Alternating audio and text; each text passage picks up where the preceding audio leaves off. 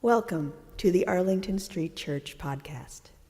Founded in 1729, Arlington Street continues today as a gathering place for progressive people of faith in the greater Boston area and beyond. We are located at the corner of Arlington and Boylston Streets, across from the Public Garden in Boston, Massachusetts. Please visit ascboston.org for more information about this historic Unitarian Universalist congregation. Arlington Street Church, gathered in love and service for justice and peace.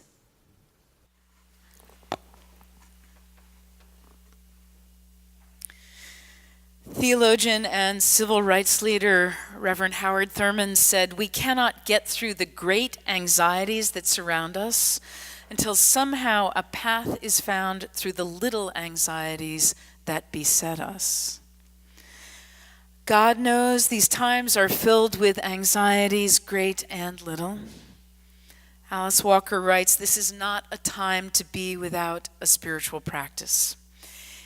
It is a time when all of us will need the most faithful, self-generated enthusiasm in order to survive in human fashion.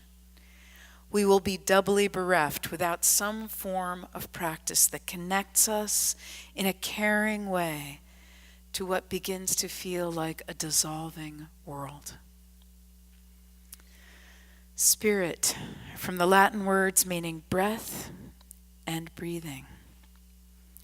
A spiritual practice is anything we do with attention and devotion. A spiritual practice is a gateway to catching our breath, a second wind, or perhaps maybe just a first conscious breath. I try not to let this happen, but there are days that hours have passed before I remember that I'm breathing and give thanks. Persian Sufi and mystic Jalaluddin Rumi writes, "Today, like every other day, we wake up empty and frightened. Don't open the door to the study and begin reading. Take down a musical instrument. Let the beauty we love be what we do. There are hundreds of ways to kneel and kiss the ground."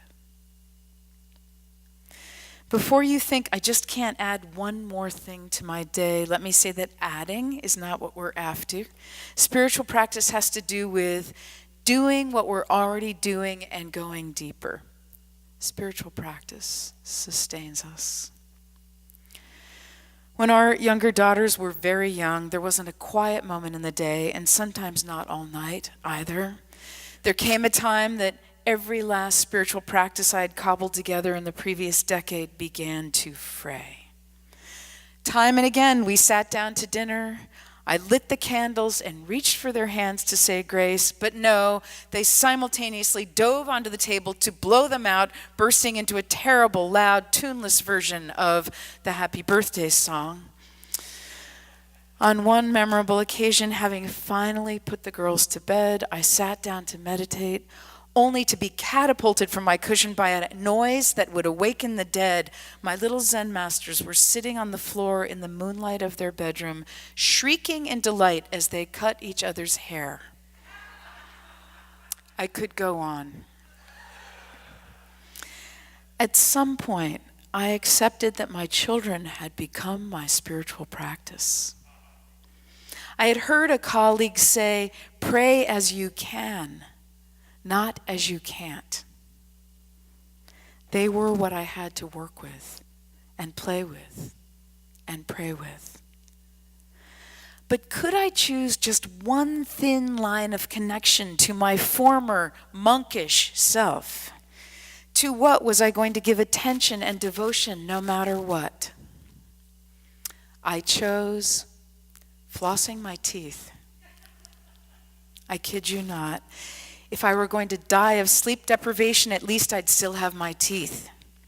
It was the best I could do. So no matter what, every night I flossed, and in the stupor of sleep deprivation, said a wildly truncated version of the loving kindness prayer, the metta phrases that we've just sung. May all beings be free of danger. May all beings be peaceful and happy. I carry with me the story of a moment during World War II when a woman answered a knock at the door to a messenger who had come from the front bearing the news that her husband had been killed. It was obvious why he had come. But before he could relay the terrible news, the woman invited him in for tea. The messenger was astonished. How could she think of tea at a time such as this? She explained, "It's tea time. Yesterday I had tea, and tomorrow I will have tea. It's time for tea. No matter what happens, there is tea." This is that steadying influence of a spiritual practice, a center to which we can return when we're thrown off center. Ideally, it should be life-giving. Tea is good, or maybe a cup of coffee. I don't recommend anything stronger or more mind-altering as a substance to use in our spiritual practice. Ancient Zen monks practiced calligraphy, tea ceremony, archery, martial arts, and sword, all extensions of long periods of seated meditation and a highly ritualized life at the monastery. Their minds were very steady indeed. The story is told that during the civil wars in feudal Japan, everyone fled a particular village except the abbot of the local monastery. The general of the invading army went to the temple and found the old priest sweeping the walkway. "What are you doing here, you fool?" he shouted, unsheathing his sword. "Don't you know who I am? I am the one who could run through you without batting an eye."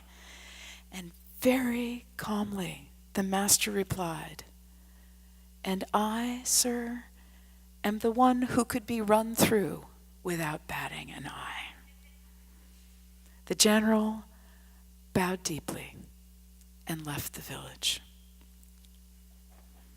I bow deeply to this serenity, this fearlessness. Courage is a spiritual practice, and spiritual practice gives us courage. Gratitude is a spiritual practice, not just for easy times, the polite times, but for when the going gets rough. The discipline of finding things for which to be grateful, and sometimes giving thanks for the challenges that inure our spirits, can be transformative.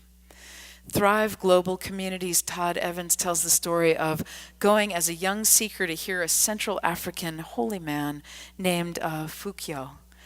Todd worked really hard to clarify the question he most wanted to ask, and when the time came, his hand was in the air and his heart was beating out of his chest. "Fukyo," he said, "I was hoping you could share with me what you believe is the most powerful spiritual practice." He held his breath, waiting for the magic formula, which he was sure was some combination of various esoteric and sacred rites. "I would have to say," Fukyo responded, "that the most powerful spiritual practice is gratitude." Now, 25 years later, Todd writes, "Fukyo's answer to my question, which had been so disappointing at first, has turned out to be like a many-layered onion. As I have committed to my own conscious evolution, engaging in mindfulness and other meditative practices, I've been moving through the layers, getting closer and closer to the core of this most compelling teaching. And I have come to experience the deepest feelings of gratitude in the most mundane of places. Silent, spacious, fully present awareness of gratitude in a given time, a full submersion into here and now. And now I consciously invite this state to elevate my day. Gratitude has indeed become the most powerful spiritual practice." Spiritual practice makes us grateful. And finally, it makes us wise. Terry Dobson holds a 4th degree black belt in Aikido. He works as a consultant in conflict resolution for business executives, conducting seminars called When Push Comes to Shove. One of my favorite stories is his encounter with the wisdom that arises from a long devotion to spiritual practice. Many years ago, on a drowsy spring afternoon in the suburbs of Tokyo, Terry was gazing absently out the window of a train when a man staggered aboard, bellowing violent, obscene curses. He was filthy and very drunk. He swung wildly at a woman holding a baby who lost her balance and went spinning into the laps of an elderly couple. They all got up and scrambled to the back of the car. In a fury, he grabbed a metal pole and tried to wrench it free, cutting his hand. The train lurched ahead. The passengers were terrified. At 6 feet tall and 225 pounds, Terry had been putting in 8 hours of Aikido training every day for the past 3 years. The only problem was that his skills were untested in combat. Aikido students are not allowed to fight. His teacher taught peace. Aikido, he would say, is the art of reconciliation. Whoever has the mind to fight has broken his connection with the universe. If you try to dominate other people, you are already defeated. Terry felt, he said, both tough and holy.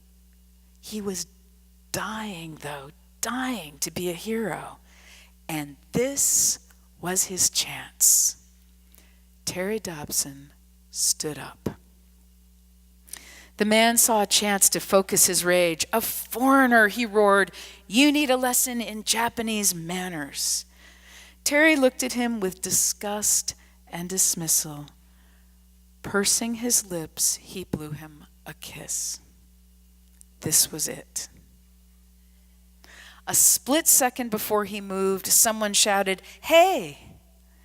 It was strangely joyous, lilting, excited. Terry wheeled to his left, the man spun to his right, and they found themselves staring down at a tiny, elderly Japanese gentleman dressed immaculately in a kimono jacket and hakama pants. The gentleman took no notice of Terry, but beamed up delightedly at the man, gesturing to him. "Come talk to me," he said. "Talk to you," yelled the man, towering over him threateningly. "Why should I talk to you?" He was standing with his back to Terry. If he so much as moved, it was going to be all over.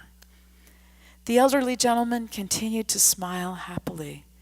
"What have you been drinking?" he asked, his eyes sparkling with interest.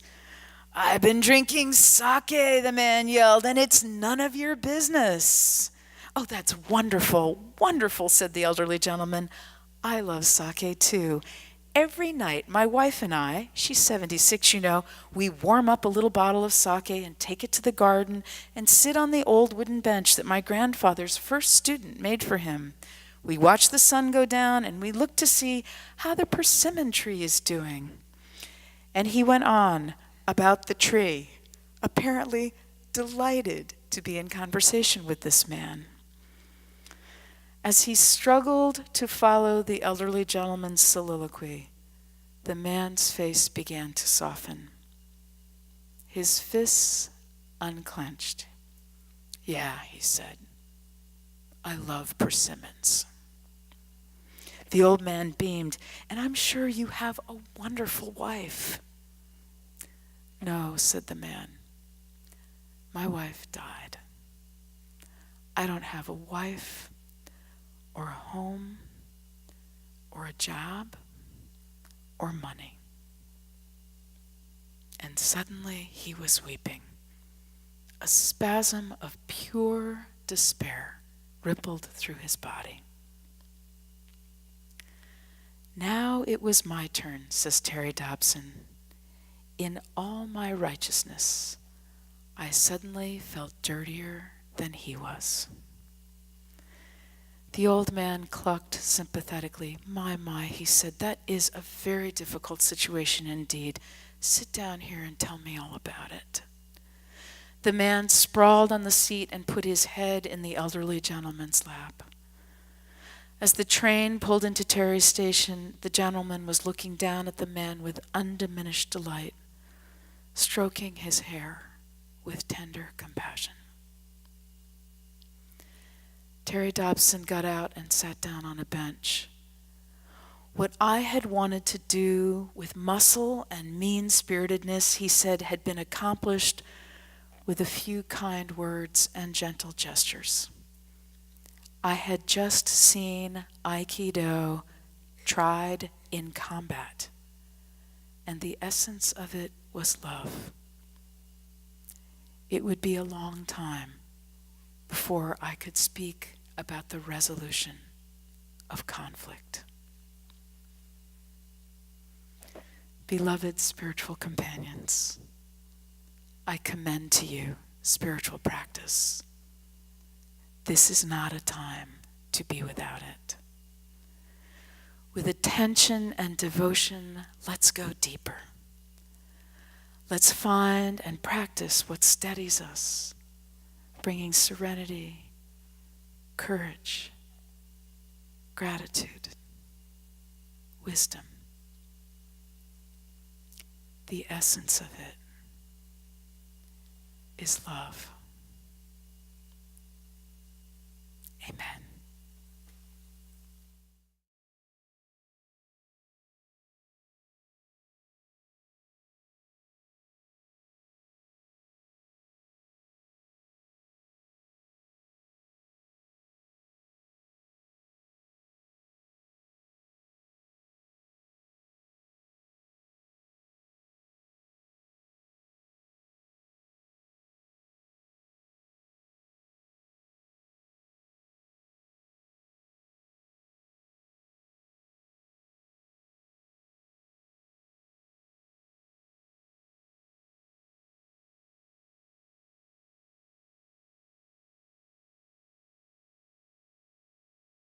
Thank you for listening to this week's podcast. We would love to hear from you via email at office@ascboston.org or through our Facebook page. If you would like to support the good work of Arlington Street Church, please consider a contribution by check in the mail or through our website, ascboston.org.